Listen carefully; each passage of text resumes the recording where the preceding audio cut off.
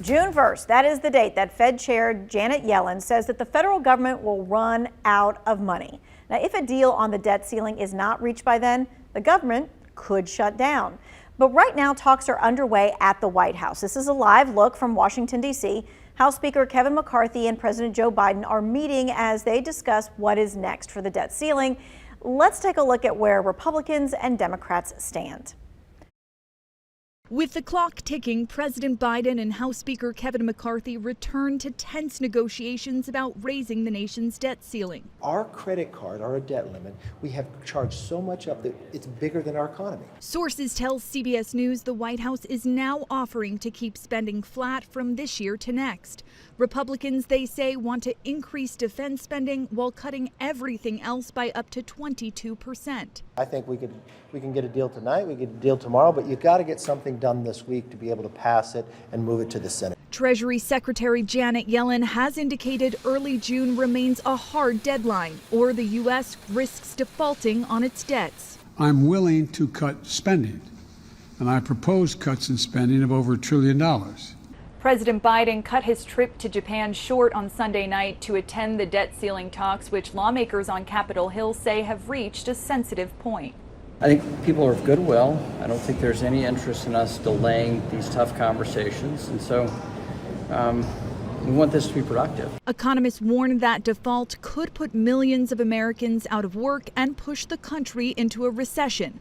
Social Security checks could be delayed, and the nation's credit rating could be lowered.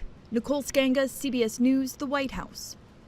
All right, so big picture, let's kind of whittle it down some. We're going to dig into some of the big questions. First off, just what is the debt ceiling? Well, this limit has been around for more than 100 years, initially set up back in 1917.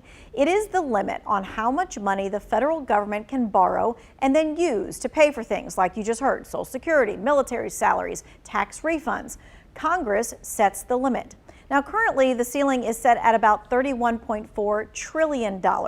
Since 1960, Congress has raised, extended, or revised the debt ceiling 78 times. It's pretty common. Another big question, what exactly does borrowing against the debt ceiling cover, and what would be impacted if a deal is not reached? You heard a little bit of this as well. The bills that the government pays would be impacted. So again, we're talking things like Social Security, Medicare benefits, military salaries, interest on the national debt, and any tax refunds and other types of payments like that. So if the government can't borrow any more money, it would stop paying those programs.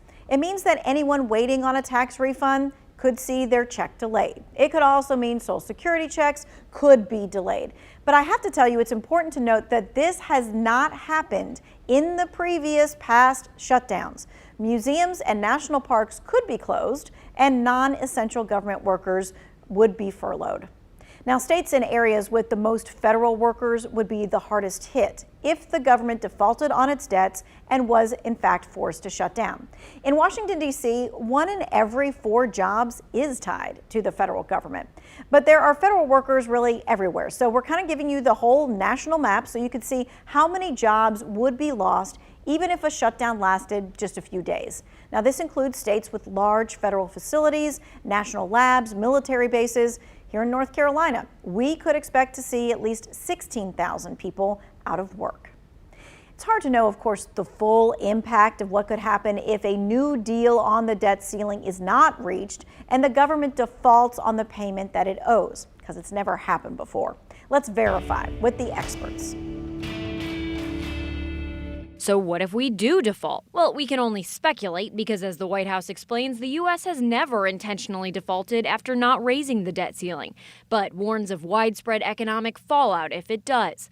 This Treasury Department report further explains, quote, credit markets could freeze, the value of the dollar could plummet, U.S. interest rates could skyrocket, the negative spillovers could reverberate around the world, and there might be a financial crisis and recession as a result of default. The report examines the last time we teetered on the edge of default back in 2011. Though Congress eventually did raise the debt ceiling, we came so close to the brink that the U.S. credit rating was downgraded. Job growth slowed, the stock market fell, and financial markets were overall stressed for months.